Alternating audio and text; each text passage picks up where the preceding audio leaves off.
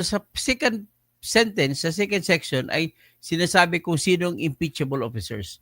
President, Vice President, Constitutional Commission officers, tsaka Ombudsman. Yan lang ang pwede mo ma-impeach. The rest ay pwede mong sampahan ng administrative case sa Ombudsman. Okay? So ngayon, anong mangyari nito? Hindi pwede magsampa ng administrative case ang Ombudsman laban kay Sara. Pero anong magagawa ng Ombudsman? Pwede niyang i-treat yan as criminal cases. So paano ngayon kung criminal case sa malversation sa confidential funds? Criminal case nandun sa pananakot ko ni Sara na ipapatay niya si BBM, si Lisa Marcos at saka si Romualdez kung sakaling mamatay siya. Kasama din doon yan. Ititreat niya ni Ombudsman Martires na akusasyon para sa grave threats. At saka itinreat niya rin doon na parang inciting to sedition, ititreat niya ni Ombudsman na criminal cases. So kung magiging criminal cases, kasi pwede niyang isasampa ngayon sa Sandigan Bayan. Pero kung titingnan mo, wala siyang dapat authority kung ang pag-usapan ay ang administrative case na pagpapatanggal. Kasi ang impeachment ay pagpapatanggal. So it is administrative case. Ano ngayon ang nangyari? Dahil sa pagka-blunder, pagkabubuhan ng mga House of Representatives, bakit kayo nagbigay ng kopya sa Office of the Ombudsman ng House Committee Report? Joel Chua? Kaya, sinamantala, alam niyo naman kakampi ni Duterte si Ombudsman Martires. Bakit yung binigay ron? Matalino pa naman yung mama. Tapos kayo doon. So ano ngayon ang magagawa ni Ombudsman Martires? Tanda natin, magre-retiro siya ngayong July. Tignan ko kailan siya mag-retire.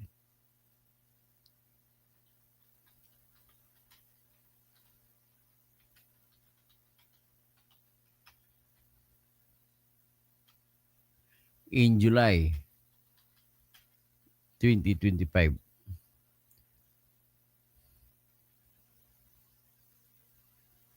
Yes, correct. Ombudsman Martires is set to retire on July 27, 2025 upon the expiration of his term.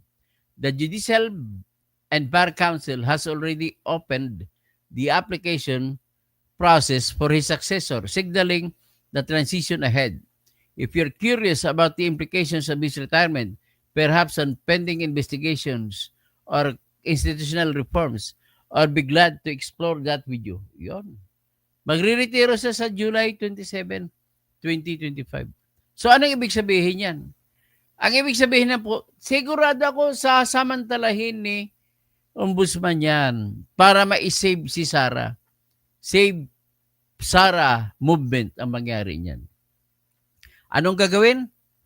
O di, pag sumagot na ngayon si Sara, ngayon nagreklamo naman ng anong gagawin? Magsasagot din si Sara. Pagkatapos sasagot, desisyonan kaagad ni Ombudsman Martires, there is no sufficient evidence, there is no probable cause to charge Sara Duterte with the crime of malversation, perjury, grave threats, or whatever. So, ano ngayon ang sitwasyon?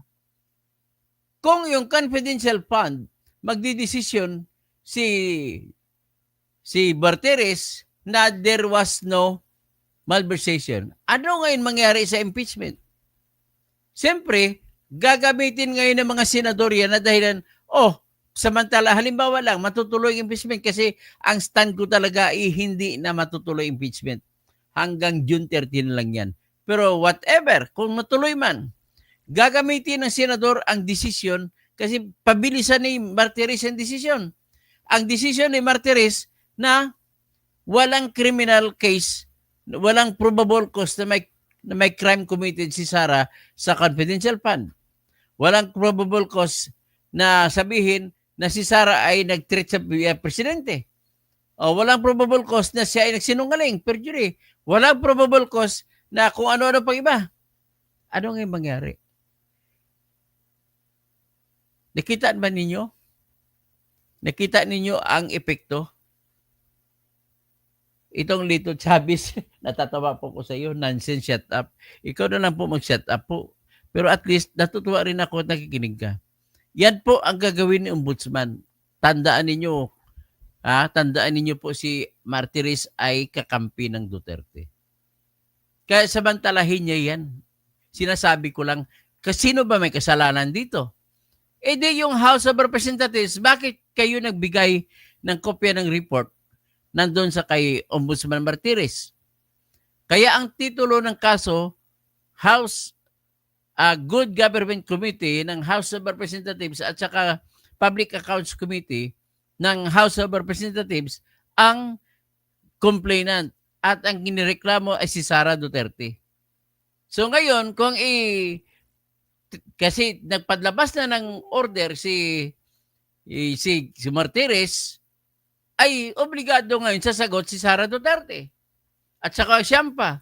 At kung sumagot siya, sa loob na lamang na kahit 10 days yan, papalabas na ng order si Ombudsman Martires. Sabihin niya, no probable cause. Pag sinabi niya na no probable cause ang confidential fund issue, no probable cause yung mga pananakot ko na papatayin si BBM, at saka yung iba pa, ano mangyari? Hindi babasihan ng senador yan na i-dismiss nila na ang kaso. That is, if and only if the impeachment trial will proceed. Pero, pardon my friends, ang legal analysis ko po ay hindi natatawid, hindi na matutuloy ang impeachment. Okay? Bibian sa Cebu, huwag ka maniwala dyan, yung mga pro-BBM vlogger nagsabi, tinanggihan, sa June 22 pa po yung kanilang rally sa Australia. Huwag ka maniwala dyan, puro ano yan, puro kasinungalingan yan, mga fake news. Huwag ka maniwala sa fake news. Wala pa nga sa June 22 pa yung ano nila, yung gathering nila. Tinanggihan. Ang nagtanggi lang doon, Bibian, ay yung mga Gabriela. Siyempre, expected mo na yung kalaban ni Duterte yan. Hindi naman tanggi yun, kundi sumulat na sila sa Australian government na ayaw nila si Sara. Ganun lang po kasimple yan. So there is no such thing as tinaboy. Maling-mali naman yan si Kakupi. Yung Kakupi, napakasinungaling din talaga na tao. Wala pa nga nangyari. Pumunta ngayon at June 22 pa po yung gathering nila. Okay? Let us set that as straight. So ngayon, ito lang sinasabi ko sa inyo, na si Ombudsman Martires ay kakampi ni Sara Duterte yan. Ngayon, sigurado ako na i-dismiss niya ang kasong confidential fund. Bakit po? Si Ombudsman Martires mismo nagsabi nung 3 months ago pa o 4 months ago, walang violation yung Merilis Piatos kasi secret funds yan. Dapat lang itago ang pangalan ng nakatanggap ng pera. So yan, blunder yan ng blunder ng mga kinakampihan nyo. Wala akong kinakampihan dito Lito Chavez Mendez. Wala akong kinakampihan dyan. Ang kinakampihan, ituro mo si Bewan, murahin mo si Ombudsman Martires kung gusto mo. Di ba? Anyway, isa ka lang naman Lito Chavez na sabi ng ganun. Pero pasalamat pa rin ako nanood ka. Sinabi mo noon, Nancy, shut up. You shut up! Why? What is your authority to shut me out? Kung pwede, block mo ako kung gusto mo. Nick, all charges will be dropped by the Ombudsman. Sigurado yan. Kakampi nga. Nagsasabi na nga ako sa inyo, kakampi ng Ombudsman Martires sa mga Duterte. Sigurado yan. Kaya bago mag-umpisa ang impeachment, kung matuloy man, bago mag-umpisa sa July 29 or July 30, kasi 28 ang SUNA, ay wala na. Ang tawag diyan dismissed from the start. Ay nako. 'Di ba? Hindi niyo nakita ang logic diyan? Hindi ko na sinasabi kung kanino kakampi, basta sigurado ko kakampihan ni Ombudsman Martires si Sara Duterte. Ganun lamang po. Kaya ano ngayon ang mukha ng kaso ng impeachment pag ipinresenta ng mga abogado ni Sara? Your Honors, Here is the resolution of the Office of the Ombudsman dismissing without probable cause all the criminal charges filed against Sara Duterte before the Office of the Ombudsman. Ayan. Ano magagawa nila ngayon? Matutuloy pa ba? Mas may ombudsman na sabi not guilty. Paano yan? Yan po ang sitwasyon dyan. So sino sisihin ninyo? Ako na vlogger? Hindi. Si Joel Chua ang sisihin nyo kasi nag-utos na bigyan ng kopya ang sandigan, ang ombudsman, nagbibigyan ng kopya ng committee report. In-explain na, pinaliwanag na ni Ombudsman Martires, it is our duty, sacred duty to the people as ombudsman. If any report about corruption, about criminal cases against any public officer, it is our bounden duty to act immediately. Oh, nag-act siya. So nakita nyo na? Nakita nyo na? Kaya nga, sa ngayon pa lang sasabihin ko sa inyo, nakatawa na naman si Sara Duterte. Ang utak ng lahat ng congressman, mga abogado dyan, isama mo na si Madam Leila de Lima, isama mo na si Atty. Chel Jokno, isama mo na lahat na sila. Lumalabas, pati si Atty. Martin Romualdez, lumalabas na mga obobs kayong lahat. Bakit nyo binigyan ng kopya si Ombudsman? Alam nyo na nga na si Ombudsman Martires ay kakampi ng Duterte. Ngayon, ano na ngayon pag nag-decision si Ombudsman bago siya magretiro sa July 27, ngayong taon, magpapalabas siya ng resolution. Dismiss ang criminal cases for lack of probable cause. Ano ngayon, iiyak kayo sa langit? The heavens may fall. This is the law. Ganun po yan. So, nasa inyo po yun kung galit kayo kay Duterte, well, hindi ko naman kayo masisway kasi ang pagkagalit nyo kay Duterte po ay sa tao. Galit lang kayo sa tao, hindi na po kayo nakatingin sa batas. Kahit na po kriminal, may karapatan pa rin po na natitira. Bawal po yung pag-aresto. Tinatayuan ko yan, pinaninindigan ko yan hanggat sa dulo ng walang hanggan. The arrest was illegal. Naniniwala ko maaring guilty si Duterte. Kaya lang, ang problema, wala na po. Pinanindigan ko na wala ng jurisdiction ang ICC because of the fact that it is required as a precondition for the ICC to roll the case, to start the case, there must be the country where the incidents of crimes happened must still be a member of the Rome Statute or International Criminal Court at the time of the application for the authority to investigate. Wala nung nag-apply siya, May 24, 2021. Naging final ang withdrawal ng Pilipinas sa ICC March 17, 2019. 2 years may gitna. Kaya they cannot now exercise their jurisdiction. They cannot now start the case and make trials because of the fact that expired na ang inyong kung sa prescribed na. Kagaya lang yan sa Pilipinas. Ang crime of murder can be filed in court in 20 years only. Paglampas ng 20 years, hindi ka na pwede magsampa ng kaso. Expired na. The same thing happened. Kasi nung umalis ng Pilipinas, expired na rin yung authority to start the case. So, yan lang po. So, meaning to say, kung may sisihin man kayo in whatever way, kung kakampi kayo ni Duterte o hindi, kung kakampi, di matutuwa kayo. Kung hindi kayo kakampi, hindi kayo matutuwa. Pero ang tanong, kung hindi kayo kakampi at hindi kayo matutuwa, sino sisihin? Di ba yung congressman ang sisihin kasi sila nagbigay-bigay ng nag-report sa sa ombudsman? Hindi niyo pwede sabihin na biased si Ombudsman Martires kasi trabaho niya yan. At sapagkat, nung panahon naman na nagbigay ng report, si Aimee patungkol sa kailan ni Nick Torre, pina-explain din ni Ombudsman sila ni Nick Torre. Nako, bago man lang umalis si Ombudsman, magkakaroon ng kaso si Nick Torre, si Remulla, dalawang Remulla, ipasasampa sa Sandigan Bayan laban sa kanila. Paano ngayon niya madidiskaril pagka-PNP chief niya? Yan po nakikita ko. Sir Sirks Adventures. Ito po yung batas na sino ang sisihin. Alangan naman si Kainso sisihin nyo. Ang gumawa naman niya si Joel Chua. Ang problema kasi sa inyo, naggaling-galingan kayo, hindi kayo nagtanong sa akin kung anong gagawin. Paano ba ngayon yan? Malakay Faisal, Bibian, stop using taong bayan. O tama naman, hindi natin alam kung kanino kumakampi ang taong bayan.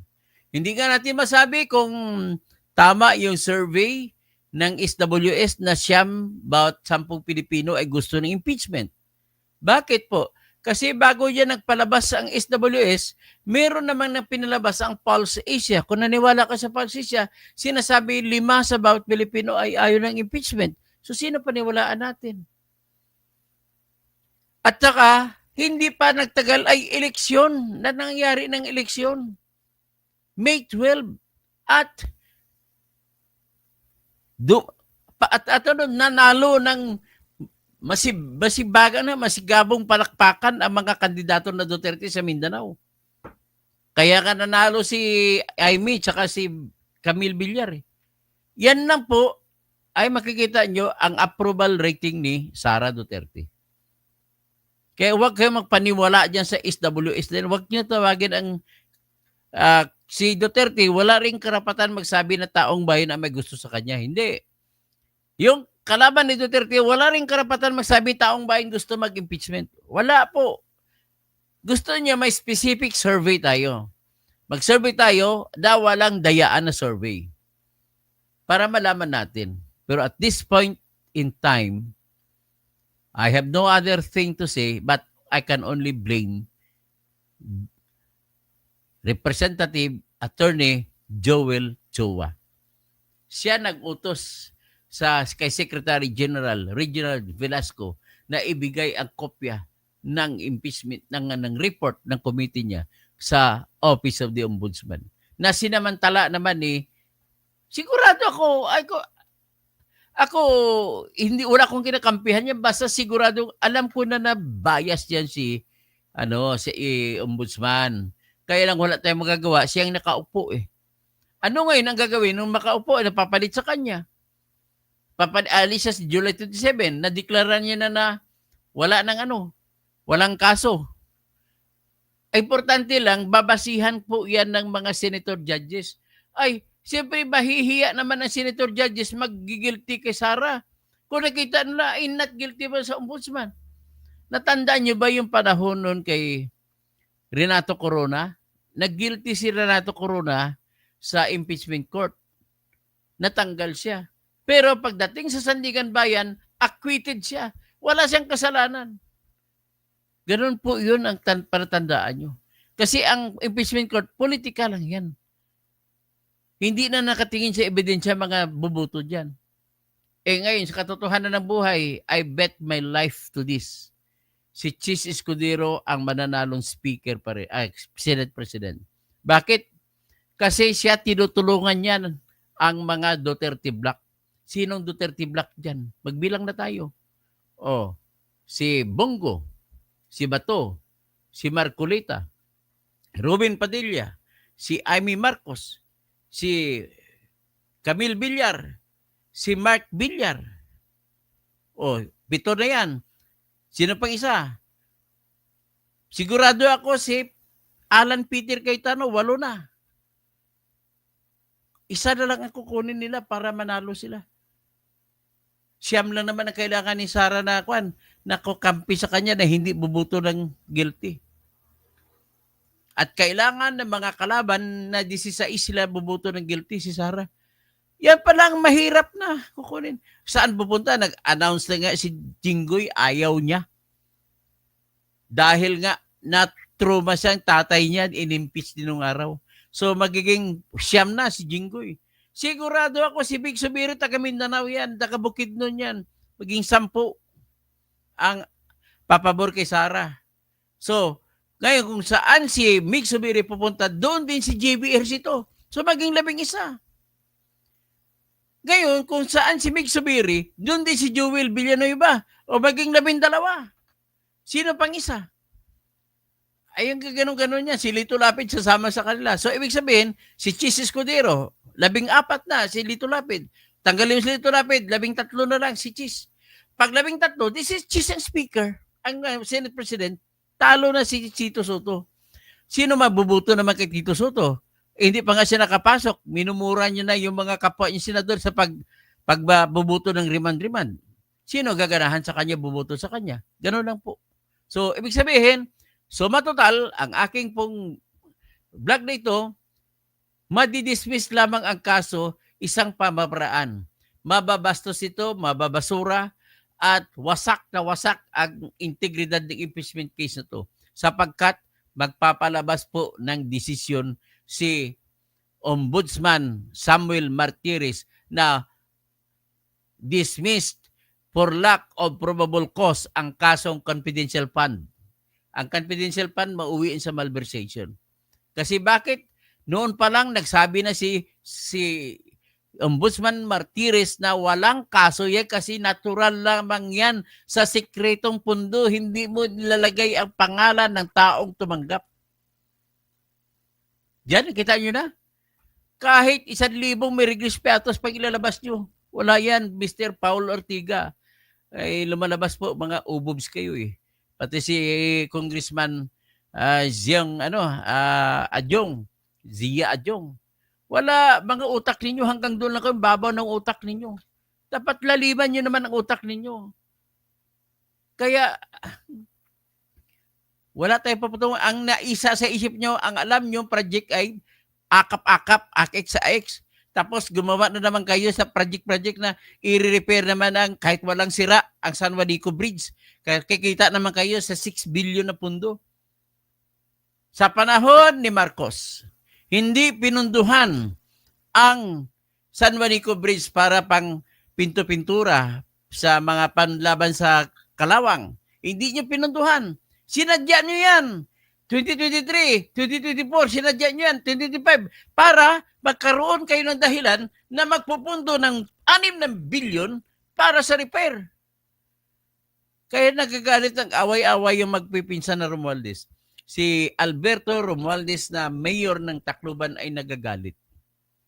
Kasi mas madadamay ang ekonomiya ng Tacloban City. Si Martin Romualdez naman, pangitingisi, akala niya mananalo kang presidente, kawatan ka talaga numero 1. Yung asawa mo si Yeda ay patakbuhin mo pang gobernador sa Cebu.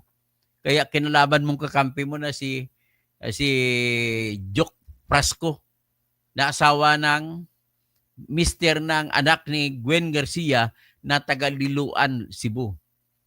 Kasi ang asawa ni si Yeda Romualdez na asawa ni Romualdez, ni Martin Romualdez, ay taga Liloan. Tatakbong mayor, tatakbong gobernador ng Cebu. So yan po, yung pagkaswapang ninyo. That will bring you down. So hanggang dyan lang muna po ang aking analysis po. Pasensya na po, talagang ganun po ang analysis ko kasi sobrang pagkabayas ni Martires pabor kay Duterte. Kaya blunder nila ni Joel Chua yun. Bakit nila binigyan ng kopya ang ombudsman ng kanilang House Committee report sa kanilang investigasyon sa confidential funds? Investigasyon nila sa lahat ng mga pati envelopes na binigay ni Sara doon sa 3 official ng DepEd. Pati mga kwan diyan, pati mga police, mga colonel diyan, pinapasagot niya noon, lahat pinasagot. Lahat na nakalagay niyo doon, pinasagot ni Ombudsman Martires. So ano ngayon ang status ninyo sa pagsisigaw na guilty si Sara kung ang ombudsman nagpalabas ng findings na not guilty? With that, Maria, tapos drawback, vibranium, pwedeng pinunduhan pero hindi pinunturuhan. Nako, nakapakasimple lang naman ng isang tanong, isang sagot. Talagang magbabago na ang panahon. Tito Soto sold out FPG for GMA when he was the campaign manager on FPG's presidential bid. Tama ka. So Robert Toller, confidential fund case, isa lang yan sa 7 Wala rin yung iba. Ano ba yung iba? Kaya ng bangko-bangko, hindi pa siya vice-presidente noon. Kaya pwedeng itapon yun ng mga senador. This is not included in her duty as vice president. That happened at the time when she was not yet vice president. So that is good as out. Ganun lang ho, kasimple lang yan. So, Will W. Bakit ka tinanggalan ng jacket argo ni Munting Tinig TV? Hindi ko na alam si jacket. Malakay Faisal, Bibian, bakit siya sumagot? Alam na niya sa umpisa, titirahin siya sa unlogic doon at hindi ko maintindihan yung mga tanong, umpisan ko nga sa una. Lito Chavez Mendez, nonsense daw. Okay lang yun, Lito Chavez. Bibian Sarimo, pabiyabiyahin na lang daw si Sarah. Okay. Lito Chavez Mendez, Bibian Sarimo, puro tinanggan daw. Hindi po siya tinanggan sa Australia, Bibian. Sa 22 pa po yung kanilang, huwag ka maniwala sa mga kwento ng mga BBM vloggers, kagaya ka Coffee. Sino bang kumontra kay Sarah? Hindi ba yung mga Gabriela, yung mga usual na mga kwan, hindi naman magiging kakampi ni Sarah yan anytime. Oiknik J, Sarah will be exonerated by Martires. He is going to do it before he retires. Just my opinion. It's correct, Oiknik. Prosperous will come back po. Ariel N, hello sir. Oiknik, all charges will be dropped by the ombudsman. Citizen insight and it can be used as a defense evidence. Tama po kayo. Bibian Sarimo, kampihan lang pala ang laban dyan. Dapat na ganoon po, Bibian. Hindi mo ba alam siya paramihan ng kakampihan? Hindi naman yan criminal case na sa korte. Ariel N, salute to you, sir. Mengo, kahit pa anong desisyon ng ombudsman, absuelto si Inday sa impeachment. Pero pera-pera lang yan. Maraming pera Sena Michael Yang at mga iba pang mga drug lords. Wala, we're mentioning Michael Yang. Wala pa naman tayong ebidensya kung talagang drug lord yan o hindi. Pero nakabase lamang tayo sa salita ni Arturo Las Cañas na mga drug lord nga yan. Paano kung umalma ang taong bayan? Sinong taong bayan? Wala po. Huwag ko kayo maniwala may taong bayan magrarally. Wala po. Na po, mga tao talaga na mag-people power, sawa na po, niluluko lang sila. Pangalawang panluluko sa kanila yung panahon na si Erap. Tapos nang pumalit si Gloria, niloko rin lang ni Gloria. So, sino pa ngayon ang tao na magaganahan? So, Ediwaw, ang galing mo, Boss Toto. Kaya lagi ako nandito, nanonood sa iyo. Madami ako natutunan, lalo na sa batas at sa politika. Keep it on. Kudos to your analysis and deep knowledge. Salamat po.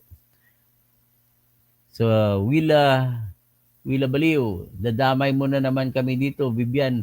Di kami sumasama sa ganyang rally. Tapos saan ba kayo? Ediwaw, ang galing mo, Boss Toto, kaya lagi ako nandito, nanonood sa iyo, madami ako natutunan. O, sino si Oknek? Where is an old saying that goes, one hand washes the other. Mga Poncio Pilato nga lang ng mga tao, karamihan, di ba? Ariel N, paano sir kung magmamatigas ang lower house? Ay, wala tayong magagawa sa lower house. Ang magbubuto naman, mag-acquit ang Senate naman, hindi naman lower house. Noel Francia, it ain't over until it's over. Yes, correct. That's true. So, Bibian Sarimo, wala magagawa. Si Martires kung wala pong people power mangyari, Bibian. Tried and tested na po yan. Idiwa, ang galing mo, Boss Toto, kaya lang, lagi ako nandito. Okay, wala baliw, baliw. Bibian Sarimo, hindi na toto. Kung wala ng jurisdiction, bakit tinanggap? Kung bakit tinanggap, decision nila yan. Pero, ang mangyayari po niyan, antayin nyo ang final decision ng judges sa ICC. Ibabasura yan. Venator, ang galing nyo talaga. Sayang, sana po nagbalik na kayo sa pag-abogado. Lucky City, nung toto, Yan naman, di ako naniniwala sa iyo. Presya doon ang the war on drugs ay implement niya, pero sa masagip ang Pilipino ay ibang usapin niyo. Kung guilty sa war on drugs, doon natin sa ating korte kakasuhan kasi meron naman tayong crimes against humanity na batas sa Republic Act 9851. Dito na lang. Kasi doon sa ICC wala na jurisdiction. Di ba, ang galing mo basta to. Kaya lagi ako nandito. Salamat po. Alam din niya ng ICC, maobliga po bibigyan ng ICC mag-dismiss ng kaso. Next, statute of limitation, saved by the bell. Okay, Ariel N. Lower House versus Ombudsman, who will prevail? Takot ang lahat po ng Ombudsman sa kwan. At takot po ang lahat ng congressman sa Ombudsman. Civil taken ni Search Adventure. Salamat po, dito ka. Malakay Faisal, Bibian, stop using taong bayan dahil hindi lang kayo ang taong bayan. Wow, ang galing mo boss Toto, kaya lagi. Okay, Pastor Rodi Rabi, sabihin sa Ruan, dapat sisihin dyan si Sara kasi hindi siya humarap. Hindi. Karapatan niya po, Bibian Sara, kahit sinong vice presidente. Karapatan po nila na huwag dumalo ng hearing ng Senate, ng Senate o di kaya ng House. Kasi nga vice presidente siya, ay independent po siya bilang vice president. Hindi mo siya pwedeng padaluhin doon kung ayaw niya. IMO, the people of the Philippines is split right down the middle whether to pursue with impeachment or not. Just my opinion. Yan, malapit-lapit sa totoo yan. Kasi sa polls isya, tsaka nanalo sa mga kandidato na inendorso niya, panalo eh. So, ibig sabihin, kahit sa 50% na lang, okay na yun. Alam mo, Bibian, pinapakita nyo lang na malambot kayo dahil hindi kayo kaya dito sa Pilipinas. Si Digong, kailangan niya yun po ang ICC para kay Digong Suson. Ang taong bayan doon, majority kasi gusto si Digong. So, Bibian, huwag ka na sige, okay lang. Hanggang dyan lang muna, mga Estrada pa. Okay, Inday Sara, Sherwin, Malakas. So, hanggang dyan na lang, no? Robert Toller, Tito Soto, sold out FPG. Sigan, confidential fund. Case, isa lang yan sa 7 sinampa. Okay. Drawback, Bebranium, Maria, Elgin Katamko, Solid BP Sara, Noslin Elsin, Dr. Toto, walang pag-asa manalo yan, Sina Tambaluslo sa Cebu. Ganun ba? Di manalo yan. Mark Carlson, yung ibang bansa na problema sa giyera, ang Pilipinas, politika pa rin. That is why my family never voted for Soto and my other Soto that will run for national government position in the future. Just like the Tulfos, no Tulfos. Oy, talking of Tulfo, bigyan nyo ko pa ng tulong na pangbayad ko sa filing fee sa Senate Electoral Tribunal. 60,000 ang pambayad dun sa fee. Kahit ako na bahala sa mga papel. Tsaka ibang mga abogado na papasok. Kahit ako na bahala doon. Yung filing fee na lang na hindi ko kaya po. 50,000 filing fee tapos 10,000 po ang deposit fee. Babalik ko lang pinasa ICC, ituloy ang kaso ni Digong. Hindi na rin po. Pag babalik, hindi na matutuloy. Ibang usapin niya. Bagong kumbaga parang reset. Start again. Ganun po yan. Eric Moyko, Maniga Sir Toto, ang mga DDS sa mga balita, good shot ka sa mga Dutertanings. Marcelino Abrasado, yan ang bulok sa batas ng tao pag may posisyon, di pwede. Eric Moyko, Maligaya, Sir Toto, ang mga DDS. Estrella Hugo, yari ang sumisira sa mga Duterte pag si Sara Presidente.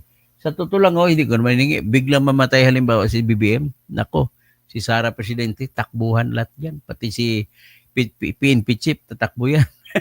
So, yan lang analysis ko lang yan. Kaya huwag kayo magalit sa akin. Bisayang Laagan, desperate moves in desperate times. Si Tambaluslos, we will support Duterte. Watching here in Oman. Okay. Salamat po sa lahat at magandang